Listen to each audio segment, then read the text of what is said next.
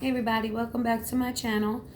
We are going to cover all 4 of the 9s in this video today. I did the numerology of 9 separate because it is of a higher frequency. It's very different from the rest of the other numbers, and it's very much set aside, and there was a lot to go over with the information that I had for number 9. So this video is just going to be the cards, and we're going to jump right in. This is 9 of Cups, second decan of Pisces, and this is March 1st to 10th. This is the Lord of Material Happiness. This is Jupiter in Pisces, and this is a card exoterically of bliss, success, joy, times of fruitfulness, and bounty. Esoteric, it would be because of the planetary rulership. Just give me 1 second, which is Jupiter in Pisces. Jupiter was the original ruler of Pisces, and right now it's Neptune.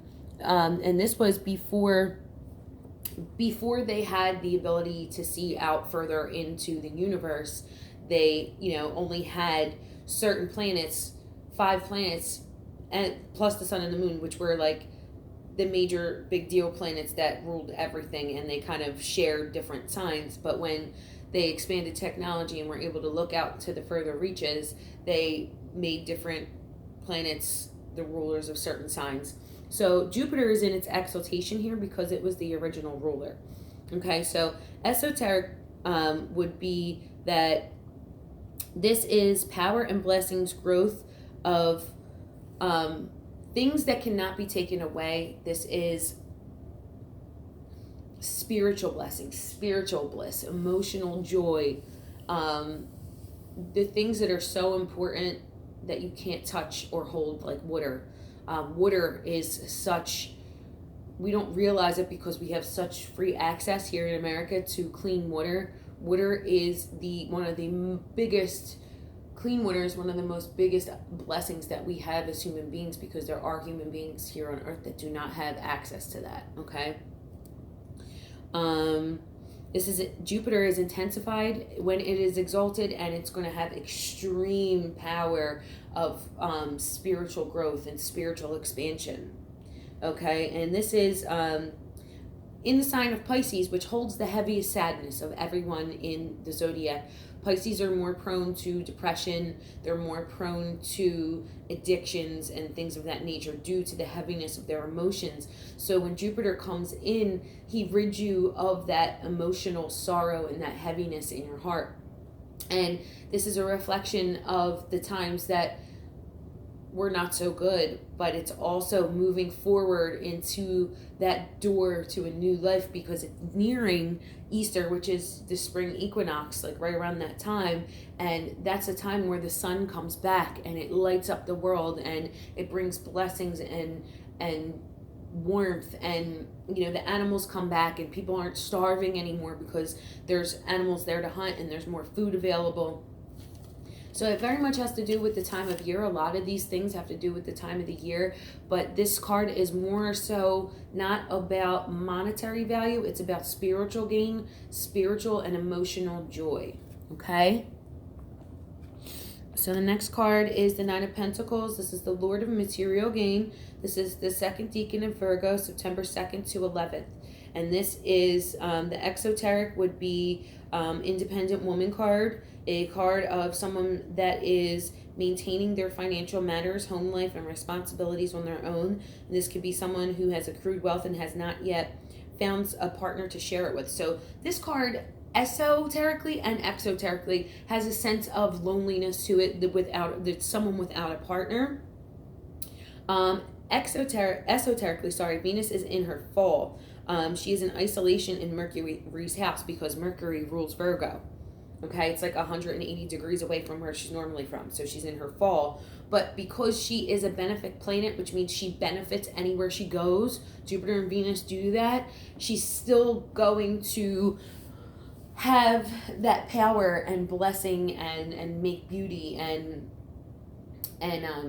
make use of the land and the area that she's in. So because she is in a darker place than she usually is used to, she still finds a way to light that up and make it beautiful and fill it with fresh blooming plants and animals and light and love and beauty. So this card esoterically is not so much about again, money, it's about when you're in a hard place, still finding the beauty in the position that you're at and where you're going.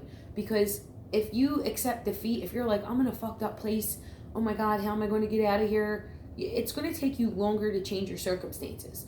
When you can see the reason, when you can understand that you still have the ability to keep a positive mindset no matter what happens to you, your life becomes a lot easier and your blessings become a lot greater when the cycle changes.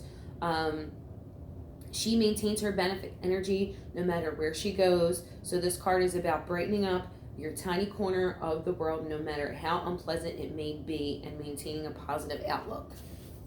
It's really deep shit here. All right, so the next one is 9 of Wands, December 3rd to the 12th, Lord of Great Strength, Moon in Sagittarius. The exoteric meaning is being on the losing end of a battle, but despite the physical wounds, he is still standing and plans to make a comeback to win the war.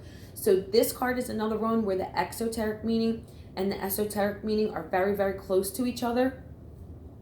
We're talking about the preservation of spirit, and this is Moon in Sagittarius. And the moon right here is going to look at reflections. So we have areas where the moon is bountiful and full, and we're talking about manifestation and things coming through because of the pregnant belly of the mother goddess, the full moon. This is more so of looking, reflecting on the mistakes, looking back, seeing what you can do differently. Okay, so that's what we mean when we say reflections.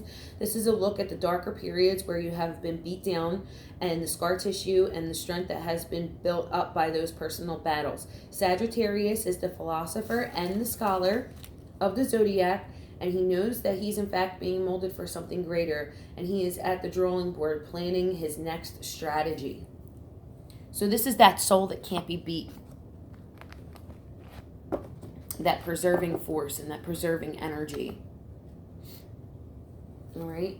And this is 9 of Swords, second deacon of Gemini. And this is June 1st to 10th. And this is Lord of Despair and Cruelty. Exoterically, I call this card the anxiety card. It's also insomnia. This is a time of where your mind is at war with itself. It's Mars and Gemini. So Mars brings that warlike energy. It splits that harmony of Gemini when they're united in that oneness where you can push forward and make things happen, but it gives you that schism where it splits the male and female energy, and it makes them at war with themselves. So the esoteric and exoteric are going to be pretty much the same here as well. Mars waging war on the mind.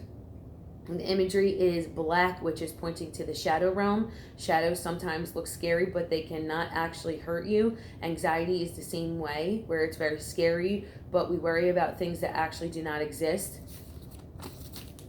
As our mind wages war on ourselves, it causes us to conjure up these fantastical situations that don't exist. And this card is a reminder that the shadows can be banished if we can only remember to turn on the light. All right, so that was the conclusion of the 9s. Make sure you check out the 9 numerology. That's the most important number. Oh my God, you guys, you don't understand how important the number 9 is. So I will be back again with the 10s, and that will wrap up the Minor Arcana series. I know originally, if you watch these videos, I was like, oh, 9s. We're going to do 9s, and then we're wrapped up. It's because I was thinking in the realm of numerology instead of tarot, where 9 is the end. But yeah, we still have the 10s, and I will get to that as soon as I possibly can, which will be in a few days. And again, I hope you really are enjoying these videos, and I hope you have a great day.